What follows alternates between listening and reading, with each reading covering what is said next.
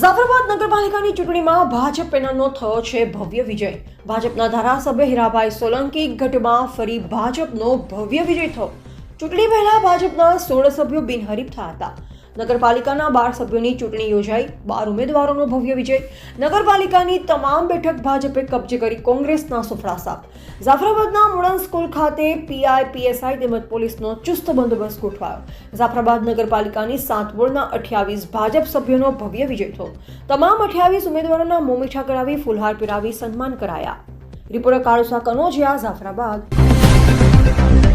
પરિણામ આપણે ચૂંટણી લડવાનું આવ્યું। અગાઉ 16 સીટ આપણી બિનહરીફ થઈ ગઈ હતી ભારતીય જનતા પાર્ટીની।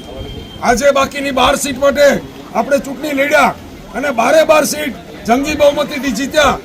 આમાં મુસ્લિમ સમાજે પણ આપણે ભાડેરા સમાજે ટેકો આપ્યો છે।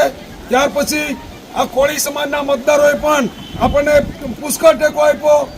ઇતર સમાજે વેપારી વર્ગનો પણ આ તકે આભાર માનીએ છીએ અને આ તમામે તમામ ઇતર સમાજનો તુર્કી મોલાના જે મતો આવતા કે જે કોઈએ મતદારો જે કાંઈ હતા આ મતદારો આપણે ખૂબ બધા સહકાર આપ્યો છે।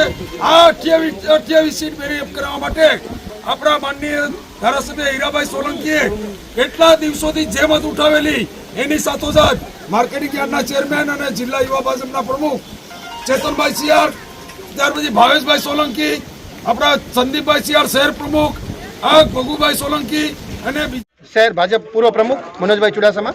આજે જાફરાબાદ નગરપાલિકાનું રિઝલ્ટ હતું તો તમે બધા જોઈ શકો છો કે જાફરાબાદ નગરપાલિકા હવે ભાજપની ભારતીય જનતા પાર્ટીએ કોંગ્રેસને ક્લીન સીટ આપી છે। અહીંયા અમારા લોકલાડીલા ધારાસભ્ય હીરાભાઈએ ખૂબ મહેનત કરી છે અને એનું પરિણામ રૂપે આજે અમારા શરમણભાઈ, ખારવા સમાજના કન્યાલાલ, તમામ સમાજ સાથે ઇતર સમાજમાંથી અમારા શૈલેષભાઈ વઢવાના તમામ લોકો સાથે રહીને આ કામ કર્યું છે।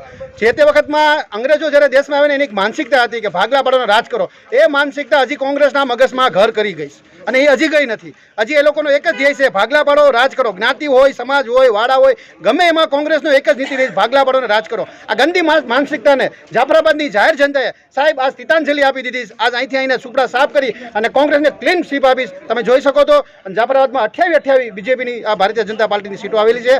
આવનારા દિવસોમાં તમામ સભ્યો સાથે મળીને સંગઠન કરીને જાફરાબાદ કેમ આગળ વધે, જાફરાબાદ કેમ રૂડું ને રૂપારું થાય એના માટે ચિંતા કરશે, સતત ચિંતા કરશે। ગયા 5 વર્ષમાં પણ જાફરાબાદ નગરપાલિકાની અમારા શરમણભાઈના શાસન હેઠળ જાફરાબાદ નગરપાલિકા ખૂબ સારા કામ કર્યા છે અને આવનારા દિવસોમાં પણ સારા કામ કરશે એવી અપેક્ષા સાથે અસ્તુ। ભારત માતા કી જય।